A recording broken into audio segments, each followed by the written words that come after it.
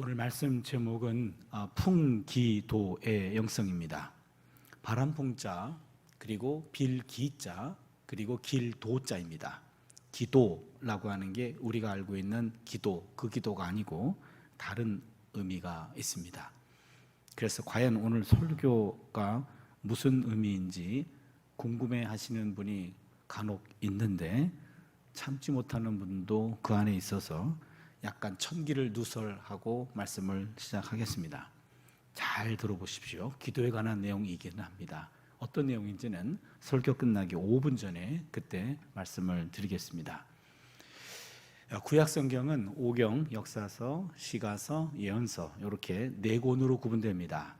오경은 창출, 레민, 신 5권입니다. 그 다음에 역사서는 여호수아, 사사기, 룻기, 사무엘 상하, 열왕기 상하, 역대기 상하, 에스라, 느헤미야, 에스더 12권입니다.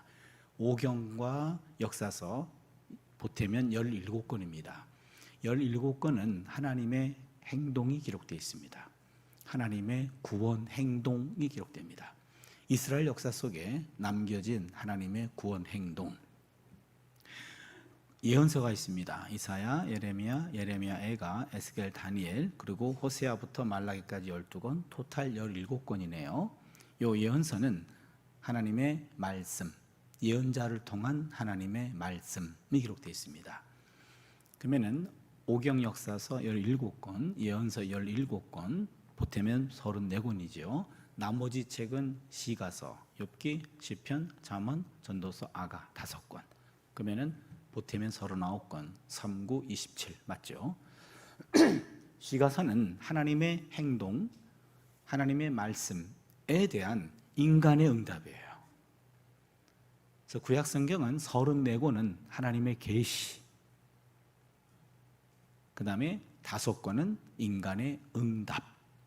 그렇다면 구약 성경은 하나님의 계시와 인간의 응답의 합작품이라고 말할 수 있습니다. 특히 구약 성경에 나오는 시인들은 하나님에 대한 반응을 시적으로 표현하고 있습니다. 구약 성경에 시가 나오면 우린 그를 시인이라고 이름을 붙입니다. 하나님께서 행동하시고 말씀하시면 구약의 시인들은 찬양으로 반응했습니다. 구약 성경 최초의 찬양시는 미리암의 찬양시라고 합니다. 출애굽기 15장 21절입니다. 미리암이 그들에게 화답하여 이르되 너희는 야훼를 찬송하라. 그는 높고 영화로우시며 말과 끝한 자를 바다에 던지셨음이로다 하였더라. 우리가 알고 있는 출애굽 사건입니다. 홍해를 건너고 난 다음에 미리암이 소고를 치면서 대중 앞에 나타났고 야훼를 찬양하라. 그는 높고 영화로우시며 말과 끝한 자를 바다에 던졌음이심입니다 하면서 최초로 보여준 반응, 이게 바로 최초의 찬양시입니다. 그런데 하나님은 늘 행동하시고 말씀하는 것은 아니지요. 우리끼리 얘기입니다만 하나님은 부재하실 때가 있고 침묵하실 때도 있죠. 근데 그럴 때가 더 많죠. 늘 나타나시고 늘 말씀하시고 그럽니까? 정말 필요할 때는 하나님 안 보이시고 침묵할 때도 있잖아요. 어찌 보면 그럴 때가 더 많은 것 같습니다. 그럴 때 구약의 시인들은 하나님께 탄원으로 고백했습니다. 탄원시라고 얘기하는데 시편 22편 1절이 대표적인 탄원시입니다. 22편 1절을 보시면 내 하나님이여 내 하나님이여 어찌 나를 버리셨나이까. 이걸 제가 원어로 읽어드릴게요. 엘리 엘리 라마 사박다니. 아까보다 더 많은 분들이 끄떡끄떡 하셨어요. 원어에 강하시군요. 엘리 엘리 라마 사박다니는 예수님께서 십자가상에서 남긴 7마디 중에 하나지요. 엘리 엘리 나의 하나님 라마 어찌하여 사박다니 버리셨습니까? 예수님이 그 고통스러운 십자가 현장에서 이 말씀을 묵상하면서 그 고통을 감내하신 겁니다. 내 하나님이여 어찌 나를 버리셨나이까. 시가서 가운데 가장 대표적인 책이 시편입니다. 시편은 하나님에 대한 시인의 반응을 모은 책입니다. 시인의 대표적 반응은 2가지입니다. 하나는 찬양시고 하나는 탄원시입니다. 찬양시는 노래가 되고 탄원시는 기도가 됩니다. 그래서 시편은 노래책이면서 기도책입니다. 인간이 하나님과 소통하는 합법적인 통로는 찬송과 기도 2가지입니다. 야고보서 5장 13절을 보시면 너희 중에 고난당하는 자가 있느냐 그는 기도할 것이요 즐거워하는 자가 있느냐 그는 찬송할지니라. 고난 고난당할 때는 기도하고 즐거워할 때는 찬송하라고 얘기합니다. 이 두 가지는 우리가 평생 배워야 되고 익혀야 될 덕목입니다. 오늘 우리가 함께 읽은 시편 13편 대표적인 탄원시입니다. 이 시편에 담긴 내용은 고통 중에 있을 때, 문제가 해결되지 않은 상태에 있을 때 그때 하나님께 보여주는 반응입니다. 감사보다는 불평이 더 많고요, 불평의 환경에 깊이 빠져 있어서 과연 어떤 반응을 보여야 되는가, 그걸 보여주는 게 13편이고요 13편은 대표적인 탄원시입니다. 대표적 탄원시라 그랬는데, 탄원시는 우리가 개인적으로 답답한 마음 가지고 왔을 때 하나님께 기도하는 것, 이렇게 새벽 기도하고 개인적으로 기도할 때 하는 그런 문제 속에서 하나님께 드리는 기도, 그게 탄원 기도가 됩니다. 탄원 기도는 5가지 구성 요소가 있고 순서가 있습니다. 첫 번째는 하나님을 부릅니다. 두 번째는 불평합니다. 세 번째는 간구합니다. 네 번째는 신뢰를 고백합니다. 5번째는 찬양합니다. 쉽게 얘기해 보겠습니다. 하나님 불렀어요. 나 죽을 것 같아요. 불평합니다. 살려주세요. 간구합니다. 그리 하실 거죠? 신뢰를 고백합니다. 할렐루야. 이렇게 끝나요. 요 5가지. 여러분 가운데 나는 오늘 들어보니까 개인적으로 답답하고 힘들 때 이런 순서대로 기도하고 있는데요, 그분은 이미 기도의 고수입니다. 이미 고수예요. 하나님 부르고 불평하고 간구하고 신뢰를 고백하고 그리고 찬양으로 끝나는데요, 그분이 이미 기도의 고수입니다. 그런데 저는 이 순서는 아닌데 나름 매일 열심히 기도하는데 저는 뭘까요? 그분도 고수로 인정하겠습니다. 근데 그분은 막달라 기도의 고수입니다. 이제 막달라 기도에서 오늘 13편 다윗의 기도로 갈아탈 수 있기를 바랍니다. 그 순서를 잘 기억해 주시고요, 13편 성경을 다시 한번 볼까요? 여러분 종이 성경 가지고 오셨으면 거기다가 체크하셔도 좋습니다. 1절 봐주시면 야훼여 1번입니다. 하나님 불렀습니다. 1번 부름. 1절과 2절입니다. 어느 때까지니까 나를 영원히 잊으시나이까? 주 얼굴을 나에게서 어느 때까지 숨기시겠나이까? 나의 영혼이 번민하고 종일토록 마음에 근심하기를 어느 때까지 하며 내 원수가 나를 치며 자랑하기를 어느 때까지 하리까? 뭐에 해당할까요? 뭐죠?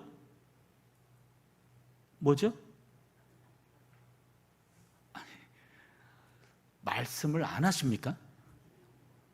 불평이죠. 그렇죠? 1절과 2절은 불평입니다. 3절과 4절입니다. 야훼 내 하나님이여 나를 생각하사 응답하시고 나의 눈을 밝히소서. 두렵건대 내가 사망의 잠을 잘까 하며 두렵건대 나의 원수가 이르기를 내가 그를 이겼다 할까 하며 내가 흔들릴 때 나의 대적들이 기뻐할까 하나이다. 뭐죠? 간구. 좋습니다. 5절입니다.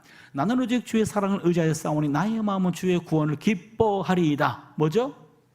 신뢰. 6절입니다. 내가 야훼를 찬송하리니 이는 주께서 내게 은덕을 베푸심이로다. 뭐죠? 찬양입니다. 그럼 여러분 13편은요 개인 탄원시의 교과서입니다. 여기 나와 있는 1절에 야훼여 불렀고 그 다음에 1, 2절에 어느 때까지입니까? 나를 영원히 잊으시나이까? 주 얼굴을 나에게서 어느 때까지 숨기시겠나이까? 하면서 불평하고요. 그 다음에 3절을 보시면 야훼 내 하나님이여 나를 생각하사 응답하시고 나의 눈을 밝히소서. 간구하고요. 5절에 나는 오직 주의 사랑을 의지하여 싸우니 나의 마음은 주의 구원을 기뻐하리이다. 신뢰를 고백하고요. 6절에 내가 이제 야훼를 찬송하리니 이는 주께서 내게 은덕을 베푸심이로다. 찬양으로 끝나요. 그래서 부름, 불평, 간구, 고백, 신뢰 고백, 찬양으로 끝납니다. 이렇게 5가지가 완벽하게 재현된 시편은 여기밖에 없습니다. 그래서 시편 13편을 탄원시의 교과서라고 얘기합니다. 여기서 우리 좀 2가지를 짚고 넘어가겠습니다. 첫 번째입니다. 여러분 기도는 하나님에게 하는 겁니다. 그러니까 반드시 하나님을 불러야 됩니다. 어떤 분은 급한 나머지 하나님을 안 부르고 본론으로 들어갑니다. 어느 때까지입니까? 라고 따지면 그건 헛소리가 됩니다. 왜냐하면 하나님을 안 불렀어요. 누구도 들을 수 없습니다. 여러분 급한 나머지 하나님을 안 부르고 본론으로 들어가는 기도 가끔 할 때 있더라고요. 여러분 조심하세요. 반드시 하나님을 불러야 됩니다. 어떤 분은 기도할 때 예수님 하고 예수님께 기도하는 분이 있습니다. 그런 기도는 하나님 들으시고 우편에 앉아 계신 예수님에게 오늘은 너한테 기도한다. 야, 네가 알아서 해라. 두 분이 싸우십니다. 여러분, 그러시면 아니 되옵니다. 기도는 하나님에게 합니다. 예수님의 이름으로, 성령의 도움으로. 기도를 듣고 결제하시는 분은 하나님, 예수님은 중재하시는 분, 성령님은 도와주시는 분이에요. 그렇기 때문에 기도할 때 반드시 하나님에게 해야 됩니다. 하나님을 불렀다면 중간중간에 예수님과 성령님을 동원하는 것은 아주 좋은 기도입니다. 삼위 하나님이 다 초청되는 기도죠. 아주 좋은 기도입니다. 그러나 하나님 빠지시고 예수님께 기도하면 하나님 삐지십니다. 어차피 응답도 안 됩니다. 응답은 하나님이 하십니다. 그러니까 가장 중요한 것은 반드시 하나님을 불러라. 중간중간에 예수님과 성령님 초청하는 것은 아주 좋은 기도다. 그러나 가장 중요한 것은 하나님께 기도한다는 것, 첫 번째입니다. 두 번째, 기도로 마무리할 때는 현재형으로 끝납니다. 기도는 현재형으로 끝납니다. 예수님 이름으로 기도합니다. 하나이다, 드리나이다, 현재형으로 끝나요. 간혹 기도 보면 예수님 이름으로 기도했습니다 라고 과거형으로 하는 분이 있어요. 그것도 좀 아쉽습니다. 왜냐하면 기도 내용 중에 간구가 있습니다. 간구는 앞으로 일어날 일이에요. 미래에 하나님이 응답하실 일입니다. 하나님은 그 기도를 들으시고 저 간구를 했구만. 그렇다면 그 간구 내용을 들으시고 언제 응답할 것인지 나름대로 스케줄을 보고 계셔요. 그런데 본인이 기도 끝나자마자 예수님 이름으로 기도했대. 그냥 과거형으로 끝났어. 그 얘기는 뭡니까? 기도 끝난과 동시에 유효기간이 끝난 거예요. 그건 응답 필요 없습니다. 그런 기도예요. 내가 그냥 말한 거로 그냥 끝내겠습니다. 그런 얘기입니다. 그래서 그것은 응답받는 기도가 아니에요. 그렇게 응답을 받으려면 유효기간이 연장돼야 됩니다. 그것을 우리는 영원한 현재형이라 그래요. 예수님 이름으로 기도합니다. 하나이다, 드리나이다 하면서 현재형으로 끝나야 그것이 영원한 현재형이 돼서 응답받을 때까지 유효기간이 연장되는 겁니다. 두 가지만 말씀드렸습니다. 기도할 때는 반드시 하나님을 불러라. 두 번째, 기도 끝날 때는 예수님 이름으로 기도합니다. 현재형으로 끝나라. 그걸 영원한 현재형이라고 얘기합니다. 오늘 13편의 시는 탄원시라고 얘기하는데 내용을 보면 일종의 불평기도라고 말할 수 있습니다. 여러분, 불평은 사람이 아니라 하나님 앞에 풀어놓아야 됩니다. 불평은 사람에게 하는 것 아닙니다. 하나님에게 합니다. 13편의 시인은 불평이 생길 때 당사자를 찾아가서 따지지 않습니다. 시인은 그 불평거리를 가지고 하나님 앞에 나옵니다. 시인은 사람이 아니라 하나님께 따집니다. 1절, 2절 다시 봅니다. 야훼여, 어느 때까지니까 나를 영원히 잊으시나이까? 주의 얼굴을 나에게서 어느 때까지 숨기시겠나이까? 나의 영혼이 번민하고 종일토록 마음에 근심하기를 어느 때까지 하오며 내 원수가 나를 치며 자랑하기를 어느 때까지 하리까? 여러분, 내용을 보세요. 내 원수가 나를 치며 자랑하기를 어느 때까지 하리까? 제가 이 기도를 듣는다면 네 원수가 너를 언제까지 괴롭힐지 내가 우치게 알아. 원수한테 가서 따져봐. 그럴 것 같아요. 그런데 오늘의 기도자는 내 원수가 나를 치며 자랑하기를 어느 때까지 하리까? 하고 하나님께 따지고 있어요. 그 불평거리를 사람에게 쏟아붓지 않았고 하나님께 토해냈습니다. 시인은 이어서 하나님께 간절히 간구합니다. 3절과 4절입니다. 야훼네 하나님이여, 나를 생각하사 응답하시고 나의 눈을 밝히소서. 두렵건대 내가 사망의 잠을 잘까 하오며 두렵건대 나의 원수가 이르기를 내가 그를 이겼다 할까 하오며 내가 흔들릴 때 나의 대적들이 기뻐할까 하나이다. 거듭해서 하나님께 따지고 있습니다. 구약의 예언자 가운데 불평기도를 가장 많이 한 사람이 있어요. 눈물의 예언자라고도 해요. 이쯤 되면 눈치를 채야 돼요. 누구죠? 예레미야. 예레미야 결혼했나요? 안 했나요? 그다음에 애정사에 관심이 없나요? 여러분, 예레미야 결혼했나요? 안 했나요?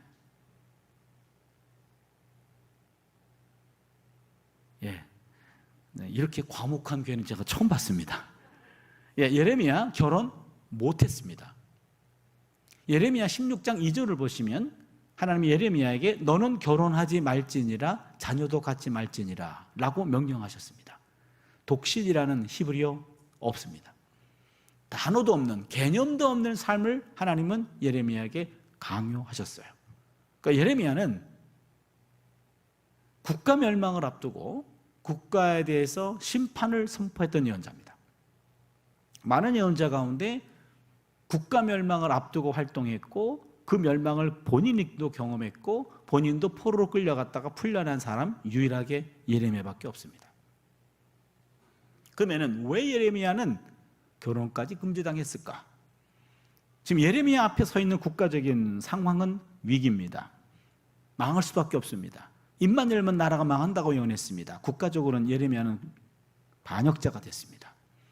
그 예레미야의 메시지에 대해서 부모도 이해할 수 없었고 고향 사람들은 예레미야를 부끄럽게 여겼고 예레미야를 제거하려고까지 했습니다. 아무도 이해하지 못합니다. 근데 예레미야가 어느 날 갑자기 여러분 제가 며칠 뒤에 결혼합니다. 오셔서 축복해 주십시오 라고 한다면 말이 됩니까? 나라 망한다며. 입만 열면 나라 망한다며. 그의 삶이 그에게 주어진 메시지와 구분될 수 없었기 때문에 예레미야는 어쩔 수 없이 결혼하지 못했고 자녀도 갖지 못했어요. 그러다 보니까 이 하나님이 주신 말씀을 선포해도 아무도 듣지 않습니다. 답답한 마음에 예레미야는 따질 데가 한 군데도 없어요. 들어줄 사람이 없습니다. 그래서 예레미야는 어쩔 수 없이 하나님 앞에 와서 불평하며 따지듯이 기도합니다.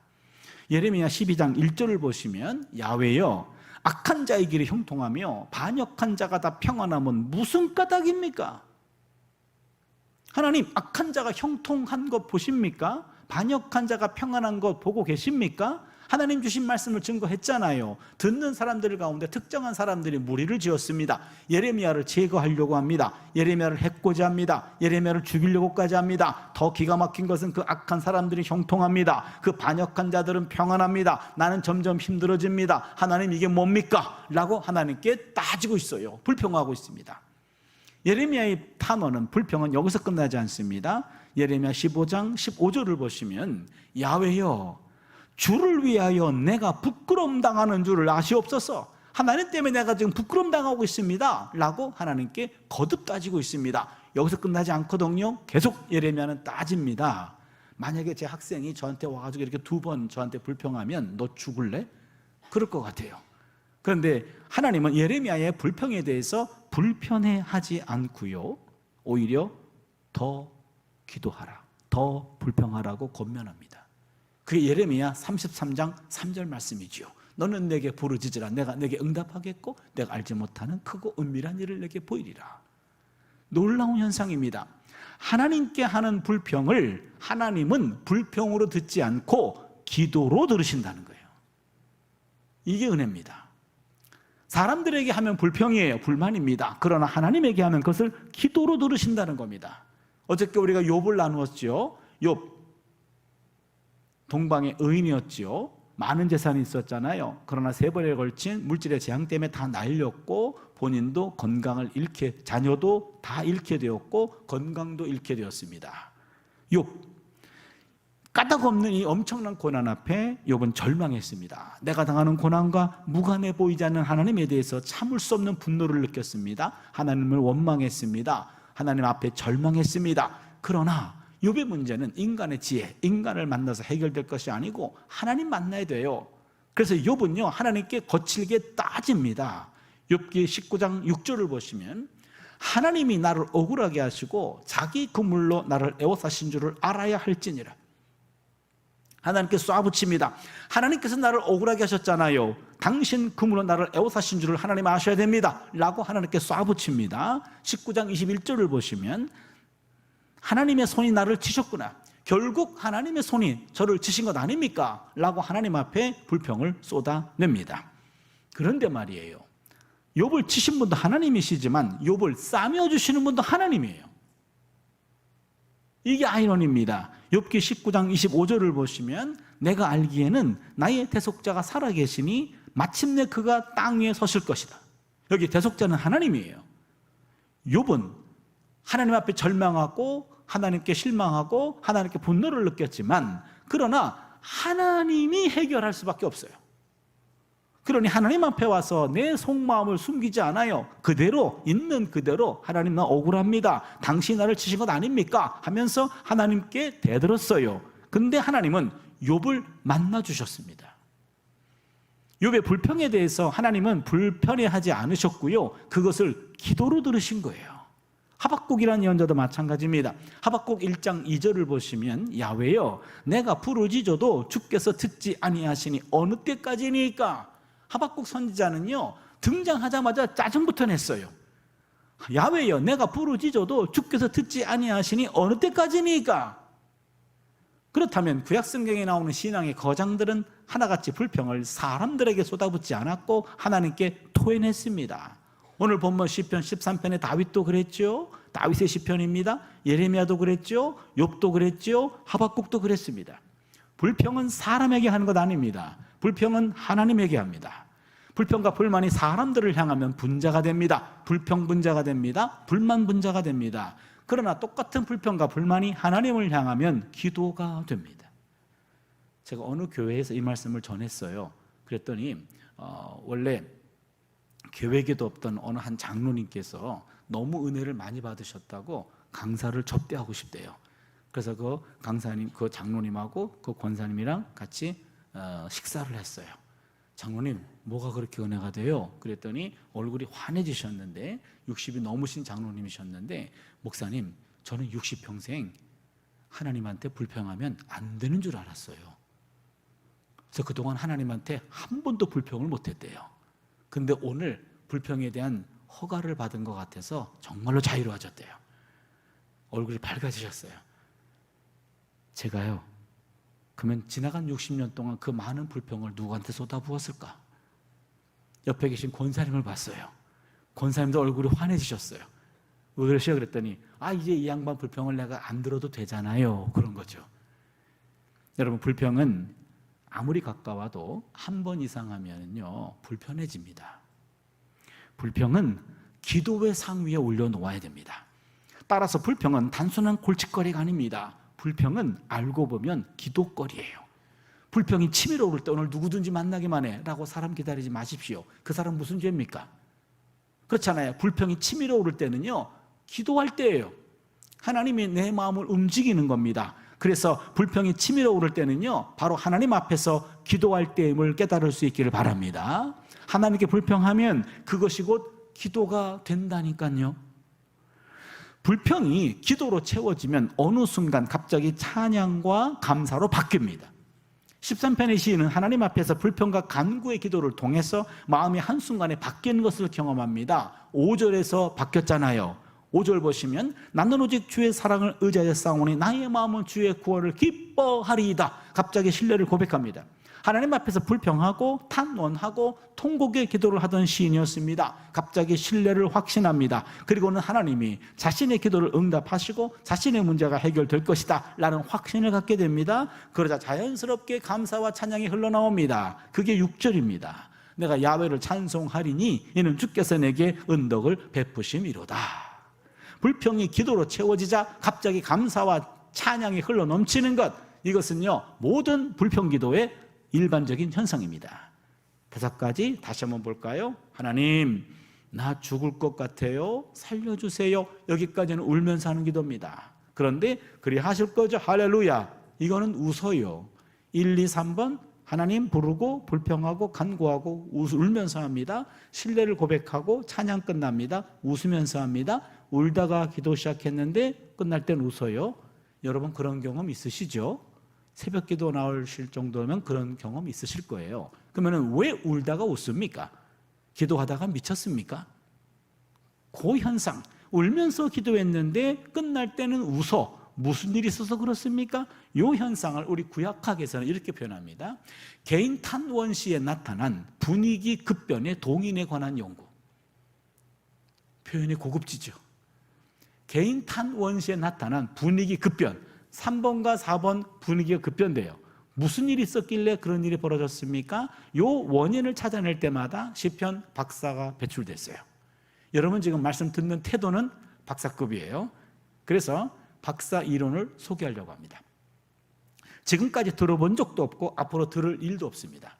거의 최근에 제가 좀 정립한 이론인데요. 여러분 이 이론을 잘 들으시고요. 아무한테도 가르쳐주지 마세요.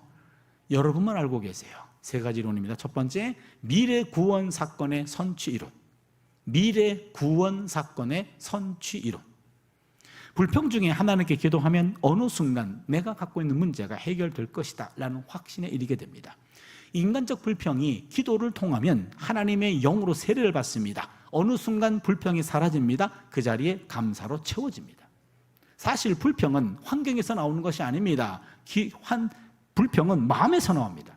기도도 마음에서 나옵니다. 그래서 기도하면 환경보다 마음을 먼저 변화시킵니다. 아직 응답되지 않았습니다. 아직 현실화되지 않았습니다. 하지만 기도자의 마음은 이미 해결될 것이다 라는 확신으로 가득 차게 됩니다. 이런 신뢰, 확신이 기도자로 하여금 미리 감사하고 미리 찬양하도록 표현하는 겁니다. 미래에 일어날 구원 사건을 선취해서 이것을 현재화함으로 앞당겨 사용하는 겁니다. 그래서 그걸 미래 구원 사건의 선취 이론이라고 그래요.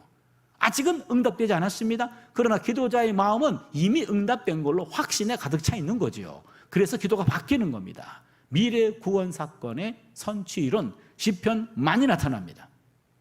두 번째 이론입니다. 과거 구원 사건의 회상 이론입니다. 과거 구원 사건의 회상 이론. 불평 중에 하나님께 기도하면 기도 중에 과거에도 이와 유사한 문제가 있었는데 하나님이 응답해 주셨던 그런 구원 사건이 갑자기 생각나게 됩니다. 과거에는 이보다 더 큰 문제였는데 하나님이 해결해 주셨어요. 시간이 지나면서 잊혀졌습니다. 또 다른 문제가 생겼습니다. 그동안 게을렀던 기도의 단을 다시 쌓여 기도하다 보니까 아니 그게 또 생각이 나네? 그러면은 과거의 하나님과 오늘의 하나님은 동일하신 하나님이에요. 그 문제를 해결하신 하나님이 이것도 해결해 주시겠네? 그런 생각이 들면서 기도가 바뀌는 겁니다. 과거에 경험했던 구원 사건을 회상함으로 현재화해서 재활용하는 거죠. 그렇기 때문에 한 번 하나님과 뜨겁게 만난 분, 하나님의 은혜를 경험하신 분, 그분들은요, 그거 생각나면 동일한 은혜와 동일한 구원 사건을 경험하게 될 줄로 믿습니다. 그게 과거 구원 사건의 회상 이론이라는 얘기입니다. 마지막 세 번째는요, 현재의 분산된 에너지 결집 이론. 현재의 분산된 에너지 결집 이론. 무슨 얘기냐면 갑자기 감당하기 어려운 문제가 발생합니다. 인생은 올ստop합니다. 늘 문제만 생각합니다. 문제 앞에 완전히 내가 포위당합니다. 온 문제에 모든 신경을 빼앗깁니다. 그렇게 되면 문제는 실체보다 더 커 보입니다. 자신은 작아 보입니다. 문제 앞에 선 사람들은요, 무기력해집니다. 무능해집니다. 이때 하나님께 기도하면 내면에 자리 잡고 있었던 기본적인 에너지가 문제 때문에 흩어졌는데 기도하면 흩어진 에너지가 다시 모아집니다. 분산된 에너지가 결집되면서 문제가 실제의 크기로 작아집니다. 자신의 내면이 커집니다. 내면이 강해집니다. 내면이 당당해집니다. 감당할 수 있는 힘이 내면에서 솟구칩니다. 이게 기도입니다. 기도는 현재의 분산된 내면의 에너지를 결집시켜서 웬만한 문제는 넉넉히 감당할 수 있게 해주는 거죠.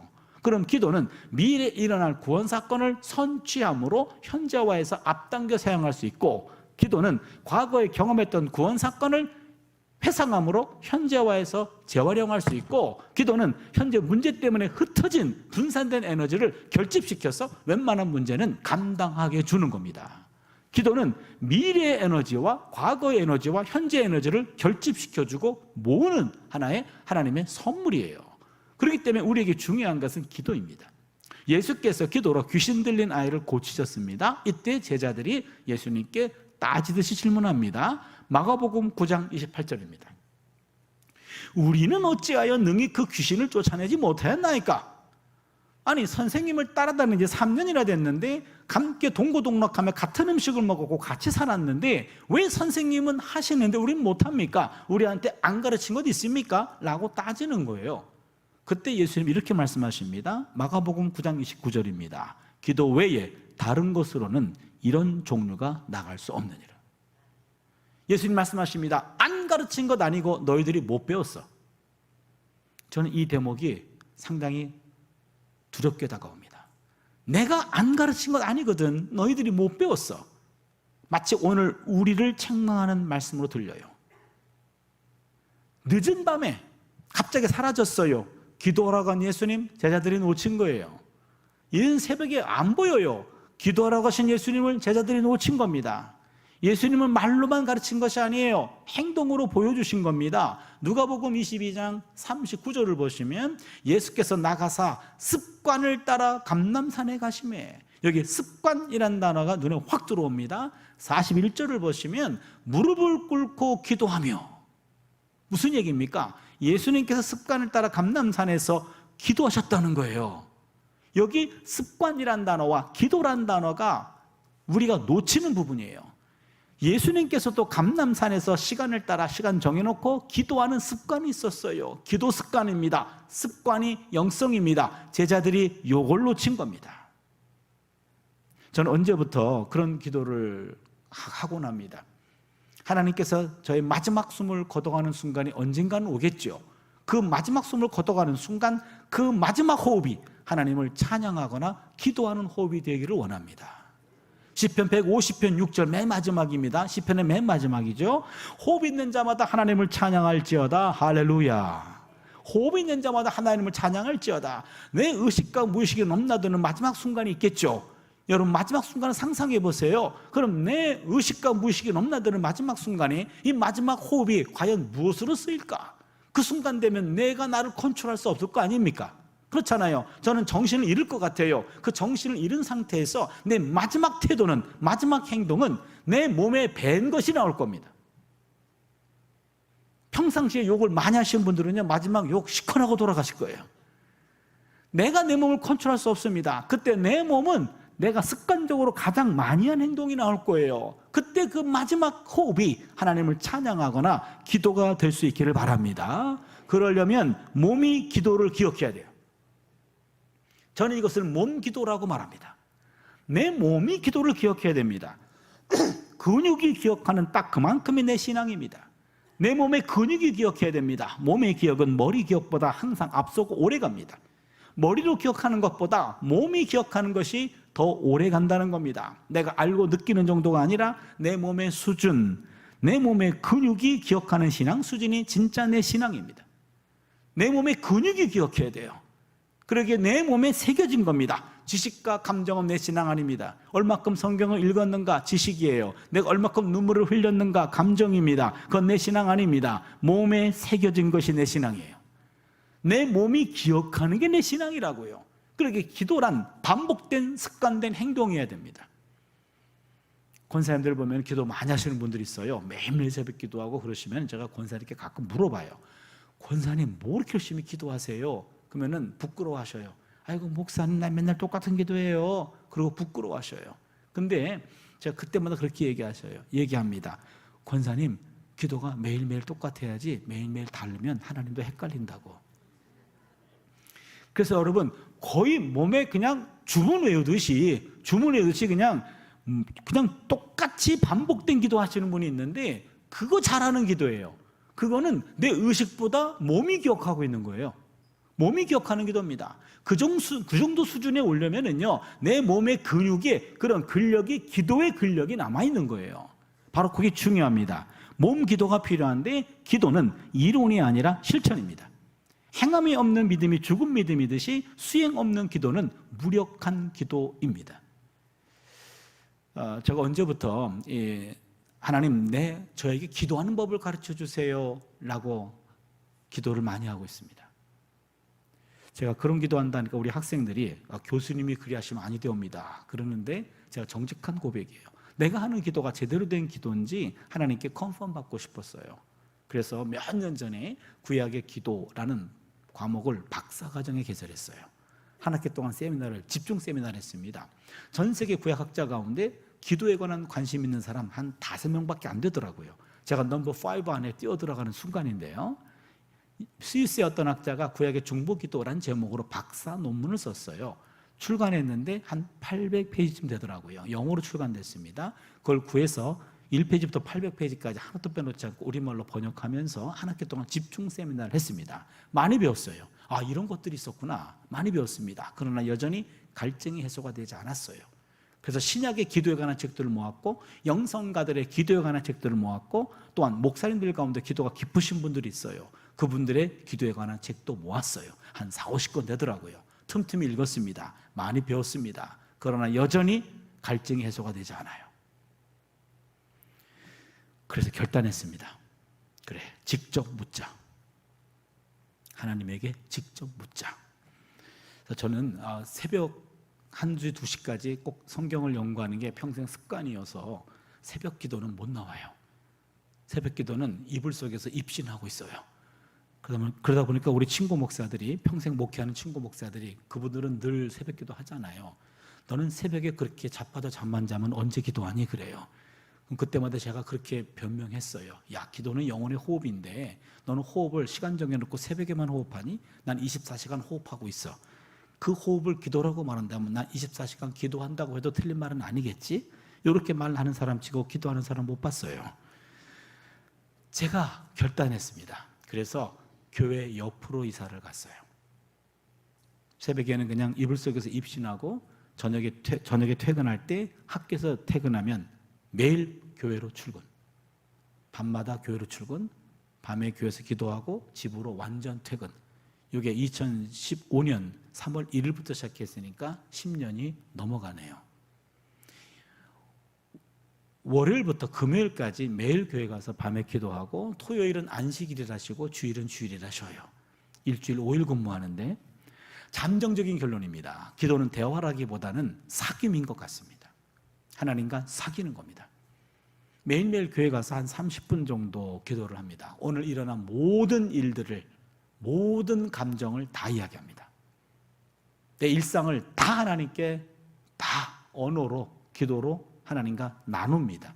오늘 어떤 학생이 들어왔는데, 그 학생은 대학원 신대원 학생인데 태도도 그렇고 인상도 그렇고 인품도 그렇고 저분은 목사가 되면 안 될 것 같아요.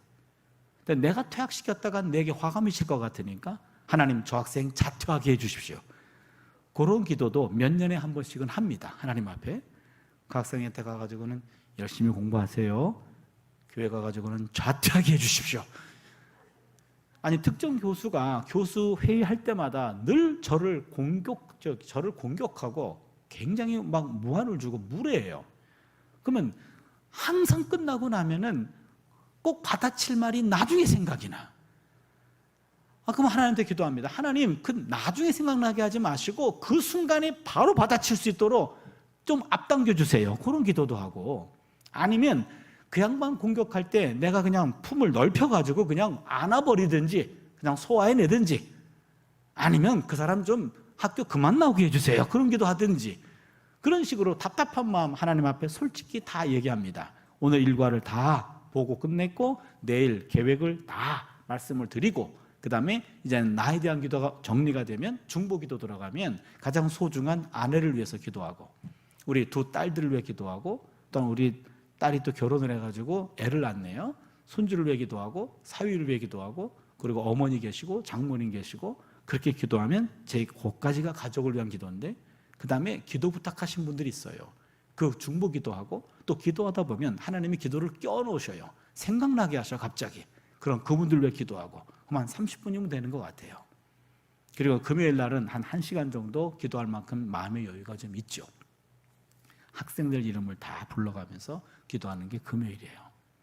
이렇게 되면은 이제 일주일이 정리가 되는데, 어느 날은 몸이 너무 아파서 조퇴를 합니다. 그러면 이제는 약을 먹고 땀을 뻘뻘 흘리면서 몸이 안 좋아요. 그러면 바로 집에 가서 쉬어야 되는데 하나님이 기다리실 것 같아요. 내가 기도하는 그 자리로 가요. 제가 기도하는 자리, 우리 교회는 4줄인데 왼쪽에서 두 번째 줄, 맨 뒷좌석은 담임 목사님, 사모님이 기도하시더라고요. 남의 다와바리는 침범하지 않기로 했어요. 그 앞자리를 제가 찜했습니다. 그 자리가 제 기도 자리예요. 거기 와가지고 앉아요. 앉아서 그날은 이렇게 기도합니다. 하나님, 오늘은 내가 말 한마디도 할 수 없습니다. 내가 오늘은 나와준 것만으로도 감사하세요. 그리고 아무 말도 안 합니다. 하나님 뭐라고 말씀하시라고. 그러나 내가 만난 하나님은 과묵하신 하나님이라 지금까지 한 번도 내가 알아들을 말로 한 번도 말씀하신 적이 없으셔요. 목사가 돼가지고 저게 뭔 소린가 그러는데, 제가 하나님이 하실 만한 언어를 많이 알아요. 히브리어, 아람어, 라틴어, 그 다음에 히브리어, 아람어, 헬라, 라틴어, 도고, 영어, 한국어, 7개 국어 중에 한 단어만 말해도 내가 다 알아들을 수 있어요. 그런데 하나님은 한 번도 내가 알아들을 말로 헬라어나 아람어나 히브리어나 아람어나 헬라어나 라틴어나 도교나 영어나 한국말로 말씀하신 적이 없어요. 간혹가다 우리 학생들 가운데 하나님의 음성을 들었대. 그럼 전 반드시 묻습니다. 어느 나라 말이었냐고, 어떤 단어였냐고 반드시 묻습니다. 그럼 뭐라고 얼버무리지만 분명히 듣긴 들었대요. 그럼 제가 존중합니다. 내가 못 들은 거지 그가 잘못 들은 건 아니겠죠. 언젠가는 저에게도 알아들을 말로 하실 말이 있겠죠. 아무튼 알아들을 말로 한 번도 제게 말씀하신 적은 없음. 그때마다 저는 마음이 심히 삐짐. 그런데 말이에요, 기도가 늘 잘 되는 거 아닙니다. 1년에 한 번, 두 번 그 정도면요 하나님과 내가 하나가 되는 걸 경험할 때가 있어요. 내가 그분 안에, 그분이 내 안에 있어요. 그때는 말이 필요가 없습니다. 말 없이 서로의 존재를 즐깁니다. 말 없이 이신전심이 돼요. 바로 그런 순간이 있더라고요. 그런 합일. 아하, 기도는 대화가 아니고 사귀는 거구나. 하나님과 교제하는 겁니다. 특별히 문제가 있어가지고 청구서를 디미는 것이 아니라 그냥 일상을, 순간순간을 하나님과 사귀는 거예요. 사귐이 쌓이다 보면 내가 문제가 생겼을 때 입 열지 않아도 그분이 먼저 개입할 때가 있더라고요. 톰 라이트라는 유명한 신약학자가 있는데 이분이 이런 기도에 관한 책에서 이런 글을 남겼습니다. 기도란 우리가 사는 세계와 하나님의 세계가 멀리 떨어지지 않다라는 신비한 사실과 관련되어 있다. 우리의 삶과 하나님의 삶은 동떨어진 것이 아니다. 성경에서 말하는 땅과 하늘, 땅이라는 우리의 실제와 하늘이라는 하나님의 실제는 서로 꼭 들어맞도록 만들어졌다. 기도는 하늘과 땅이 실제로 만나는 핵심 장소 중에 하나다. 이렇게 얘기했어요. 기도란 하늘과 땅이 서로 만나는, 이어주는 곳이 바로 기도다. 그러기에 하늘의 것을 땅으로 끌어다니는 자리가 기도하는 순간이고 땅의 사정을 하늘로 올리는 것이 기도하는 순간이라는 거예요. 하늘과 땅이 정확하게 이어진 것, 바로 기도하는 자리다라는 거죠. 저는 좀 성격이 좀 독특해서 그런지 왼쪽에서 두 번째에서 맨 뒤에서 앞쪽, 그 앞쪽 좌석에서 120cm가 제가 기도하는 자리예요. 늘 거기서만 기도합니다. 그러다 보니까 언제는 몇 번 움직였더니 내 궁둥이 자국을 내가 느꼈어요. 그 순간은 하늘과 접속된 겁니다. 몸에 전율을 느꼈어요. 완전 접속입니다. 톰 라이트가 말한 이걸 경험했어요. 하늘과 땅이 내가 접속이 됐어요. 그러면 땅의 사정을 하늘로 올리고 하늘의 것을 땅으로 끌어들이는 이 접촉점, 이게 몸으로 느끼더란 말이죠. 여러분에게 도전하고 싶어요. 남은 삶, 여러분 있는 그 자리, 내가 앉는 그 자리에 내 몸 자국이 느껴질 때까지 내 몸이 그 자국을 기억하는 겁니다. 하늘과 접속이 되는 겁니다. 하늘과 접속이 되어서 내 몸이 기도를 기억하는 거예요. 내 몸이 기도를 기억한다. 이것은 한두 번 기도가 되지 않습니다. 습관적으로 기도해야 됩니다. practice. 기도하는 그 자리, 우리 교회에서 한 좌석을 정해놓고 그 자리에서 기도하는 겁니다. 내 몸이 기억할 때까지. 그 좌석은 장로님이 기도하던, 장로님은 저 자리에서 누가 기도했어? 우리 권사님 저기서 기도했어. 라는 내 자국이 새겨진 그 기도의 자리, 여러분 몸에 만들 수 있기를 바랍니다. 이제 품기도에 관한 말씀을 나누고 말씀을 마치겠습니다. 류호준 교수님의 일상을 걷는 영성이라는 책이 나오는데 영국 BBC 공영방송 특집 다큐멘터리예요. 일본 북쪽 홋카이도 삿포로 지방에서 일어난 일입니다. 일본은 홋카이도는 이렇게 오른쪽에 맨 위죠. 여기에 주 도심이 삿포로죠. 이 삿포로 산간 지역에 좀 경제적으로 좀 낙후된 지역인데 여기가 크리스천 고등학교가 있습니다. 거기에 그 고등학교의 교훈은 하나님 사랑, 이웃 사랑입니다. 거기에 서예를 가르치는 선생님이 계셨어요. 학생들에게 글자만 가르치는 것이 아니라 학생들을 인격적으로 인품으로 그들을 교육하는 선생님이셨습니다. 시험에 실패해서 어깨를 쭉 늘어뜨린 남학생들 어깨를 두드려주기도 하고 가정 형편이 어려워서 울음을 터뜨리는 여학생들은 안아주기도 하는 마음씨 따뜻한 선생님이셨어요. 많은 세월이 지났고 은퇴하셨습니다. 은퇴한 이후에도 또 많은 세월이 지났습니다. 어느 추운 초봄 마을 사람들은 그 선생님을 위해서 조촐한 행사를 준비했습니다. 선생님의 100세 생일 잔치입니다. 최근에 졸업한 젊은 제자부터 옛날에 졸업한 나이 많은 제자까지 다 모였고 풍금을 치면서 생신 축하 노래를 불렀습니다. 많은 제자들을 도움받아서 100개 촛불을 다 껐습니다. 처음부터 끝까지 모든 장면을 이렇게 필름에 담고 있었던 영국 BBC 기자가 그때 선생님에게 마이크를 갖다 댑니다. 선생님, 지나간 100년의 세월, 참 지나간 세월이 기나긴 세월인데 지나간 세월을 글씨로 남기면 어떻게 남기겠습니까? 선생님이 먹을 갈았고 먹에다가 붓을 묻혔고 물끄러미 생각하시다가 3글자를 남겼습니다. 이쯤 되면 눈치를 채야 됩니다. 무슨 글자죠? 풍기도. 이건 오늘 설교 제목이고 선생님이 남긴 글자는 풍도기였어요. 풍, 바람 풍자, 도, 길도자, 기, 빌기자. 무슨 말입니까? 풍, 바람 부는 도, 길 위를 기도하며 버텼습니다. 기가 막힌 표현이에요. 풍도기, 바람 풍자, 길도자, 빌기자입니다. 이 풍도기란 3글자에 인생 100년 역전이 다 담기는 참으로 멋있는 순간이었어요. 이 3글자를 남기고 며칠 뒤 선생님은 세상을 떠났습니다. 자신을 가리켜 I'm just a little old lady, 그저 작고 초라한 늙은입니다 라고 말했는데 그 특집 다큐멘터리 제목은 A little giant lady, 몸집은 작았지만 영웅적인 부인이었다. 거기서 다큐멘터리 끝났습니다. 책 내용도 끝났습니다. 제가 곰곰이 생각해 봤습니다. 우리는 100세를 향해 가고 있습니다. 그렇다면 우리의 남은 삶을 어떻게 살 것인가? 2번째와 3번째 글자를 제가 바꿨습니다. 그게 풍기도입니다. 무슨 뜻입니까? 풍, 갑자기 인생에 바람이 불면 앞이 보이지 않아요. 길이 보이지 않습니다. 그때 기도하면 도, 보이지 않는 길이 보인다. 이게 풍기도입니다. 바람 없는 인생 없어요. 직장에 바람이 불어요. 사업에 바람이 불어요. 인간관계도 바람이 불어요. 가정에도 바람이 있습니다. 부부간에도 바람이 있어요. 자녀 바람이 있어요. 물질 바람이 있어요. 건강 바람이 있어요. 바람 없는 인생 한 사람도 없습니다.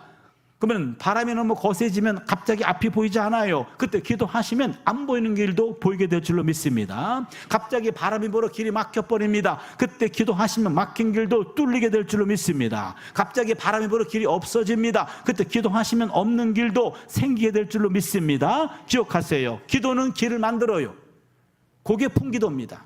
바람 불 때 기도하면 길이 보입니다. 문제는 내 몸이 기도하는 몸이 되는 거예요.